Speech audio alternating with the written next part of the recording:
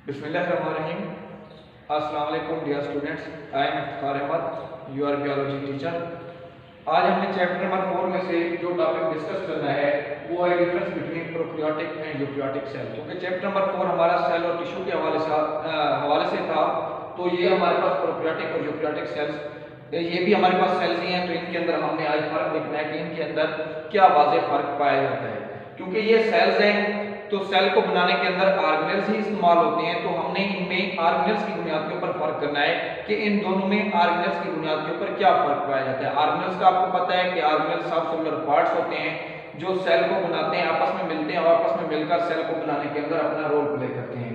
तो जो हमारे पास प्रोकैरियोटिक और यूकैरियोटिक सेल्स के अंदर वाज़ेह फर्क होता है वो इनमें मौजूद न्यूक्लियस की बुनियाद के ऊपर होता है। क्योंकि हमारे पास जो यूकैरियोटिक सेल्स हैं ये ऐसे सेल्स होते हैं हमारे पास जिनमें हमारे पास एक प्रोमिनेंट न्यूक्लियस मौजूद होता है।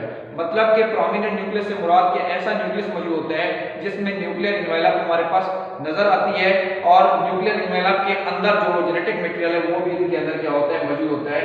मतलब कि ऐसे सेल्स हैं यूकैरियोट्स जिनके अंदर आपको एक वाज़ेह तौर पर एक बाकायदा न्यूक्लियस नजर आएगा। जबकि इसके मुकाबले में अगर हम लोग प्रोकैरियोटिक सेल की बात करते हैं तो प्रोकैरियोटिक सेल्स हमारे पास ऐसे सेल्स हैं जिनके अंदर कोई प्रोमिनेंट न्यूक्लियस हमारे पास मौजूद नहीं होता, यानी कि कोई न्यूक्लियस हमें ऐसा नजर नहीं आता जिसमें न्यूक्लियर एनवेलप मौजूद हो और वाज़ेह तौर पर वो सेल के अंदर हमें दिखाई दे रहा हो। तो इस वजह से क्योंकि यूकैरियोट्स के अंदर आपके पास प्रोमिनेंट न्यूक्लियस मौजूद होता है, जो आपके पास प्रोकैरियोट्स हैं इनके अंदर हमारे पास कोई वाज़ेह न्यूक्लियस मौजूद नहीं होता। तो इसकी बुनियाद के ऊपर हम इनके अंदर फर्क करते हैं कि जो यूकैरियोट्स हैं ये न्यूक्लियस वाले सेल्स हैं और प्रोकैरियोट्स जो हैं इनके अंदर कोई न्यूक्लियस मौजूद नहीं होता।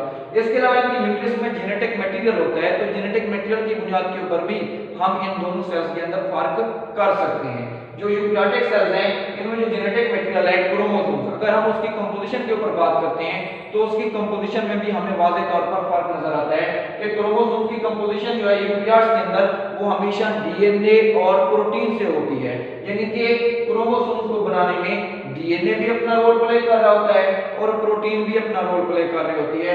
जबकि इसके मुकाबले में अगर हम लोग प्रोकैरियोटिक सेल में बात करें तो प्रोकैरियोटिक सेल्स के अंदर हमारे पास जो क्रोमोसोम्स हैं इन क्रोमोसोम्स को बनाने के अंदर सिर्फ डीएनए इस्तेमाल होता है, मतलब कि इसको बनाने के अंदर प्रोटीन इस्तेमाल नहीं होती। तो यहाँ पर प्रोटीन थी, यानी कि यूकैरियोट्स में प्रोटीन थी, प्रोकैरियोट्स में प्रोटीन नहीं है। तो ये भी हमारे पास एक वाज़ेह फर्क ही है जो हमें ये बता रहा है कि इन दोनों सेल्स के अंदर मतलब कि यूकैरियोट के अंदर और प्रोकैरियोट के अंदर फर्क है।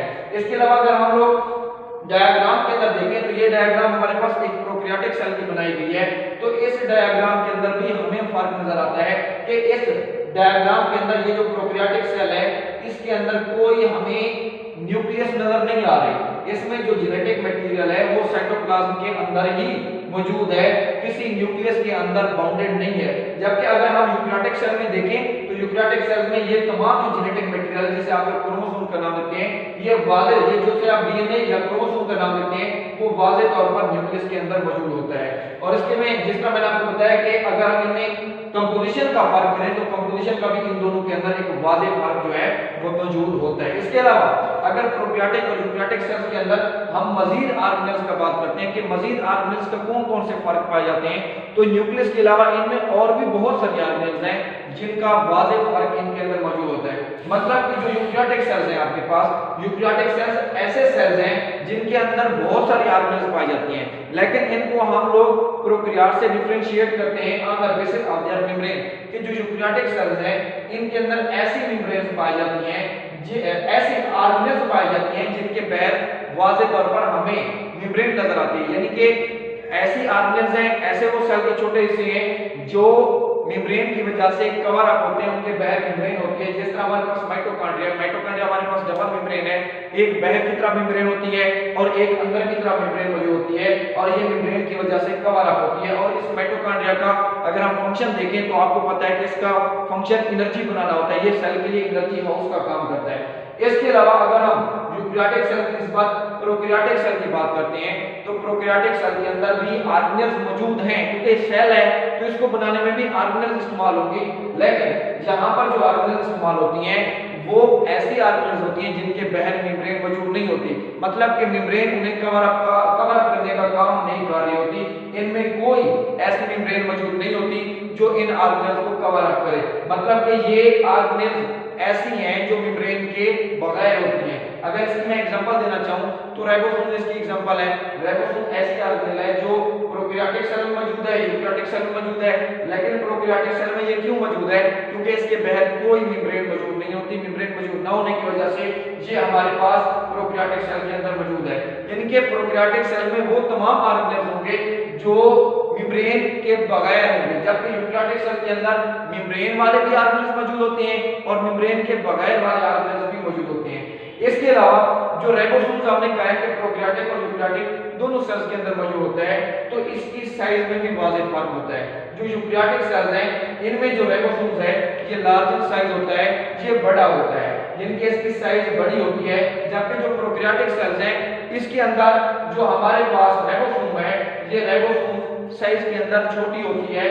इसकी निस्बत यूकैरियोटिक सेल्स की निस्बत इसकी साइज जो है वो कम होती है। अगर हम राइबोसोम्स की फंक्शन के हवाले से बात करें कि इन दोनों का क्या फंक्शन होता है, तो इनके अंदर भी हमें ठीक है इसका फंक्शन नजर आता है कि जो राइबोसोम चाहे वो यूकैरियोट के अंदर पाए जाते हैं चाहे वो प्रोकैरियोट के अंदर पाए जाते हैं, इनका फंक्शन ये है कि ये सेल के लिए प्रोटीन बनाने का काम करते हैं। ये यूकैरियोट्स में भी प्रोटीन बनाते हैं और प्रोकैरियोट में भी प्रोटीन बनाने का काम करते हैं। इसके अलावा जो हमारे पास राइबोसोम्स हैं ये दो चीजों से बनते हैं, एक ये राइबोसोमल प्रोटीन से बनते हैं, राइबोसोमल आरएनए से बनते हैं, और दूसरा ये हमारे पास प्रोटीन यानी कि राइबोसोमल आरएनए और प्रोटीन इन दोनों को बनाने का काम करते हैं और ये सेल के एक हिस्से न्यूक्लियस के अंदर ही बनते हैं।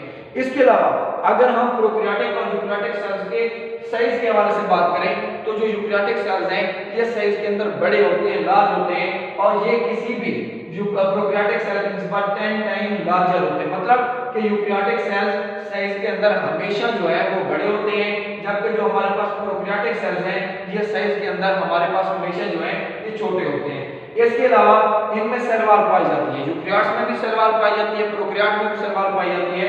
सेल वॉल आपको पता है कि ये सेल के बाहर एक दीवार होती है जो सेल को कवर अप करने का काम कर रही होती है, लेकिन अगर इस सेल वॉल की बात करें तो इसकी सेल वॉल में भी यानी कि प्रोकैरियोटिक और यूकैरियोटिक सेल की जो सेल वॉल है इसमें भी एक वाज़ेह हमें फर्क नजर आता है कि जो यूकैरियोट्स हैं इनकी जो सेल वॉल है ये दो चीजों से बनती है, एक सेलुलोज से बनती है और दूसरा काइटिन से। यानी कि जो यूकैरियोटिक सेल में प्लांट्स हैं इन प्लांट्स के अंदर जो सेलुलोज है वो इनकी सेल वॉल को बना रहा होता है, जबकि फंजाई के अंदर जो काइटिन है वो सेल वॉल को बनाने का काम कर रहा होता है। इसके मुकाबले में अगर हम लोग बात करते हैं प्रोकैरियोटिक सेल की तो प्रोकैरियोटिक सेल्स ऐसे सेल्स हैं जिनमें सेल वॉल मौजूद है, मगर ये सेल वॉल एक ऐसी सेल वॉल है जिसको बनाने के अंदर जो केमिकल इस्तेमाल होता है वो पेप्टाइडोग्लाइकेन है। पेप्टाइडोग्लाइकेन खासकर बैक्टीरिया की सेल वॉल को बनाता है और इसको बनाने के अंदर दो चीजें इस्तेमाल होती हैं पेप्टाइडोग्लाइकेन को, एक अमीनो एसिड और दूसरा शुगर। तो ये एक हमारे पास वाज़ेह फर्क था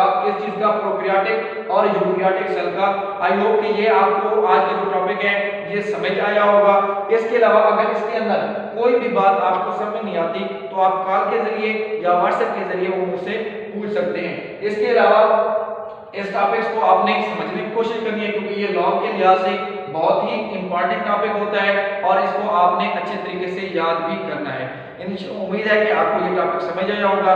इंशाल्लाह हम नेक्स्ट टॉपिक के अंदर मिलते हैं। सी यू लेट अल्लाह हाफिज़।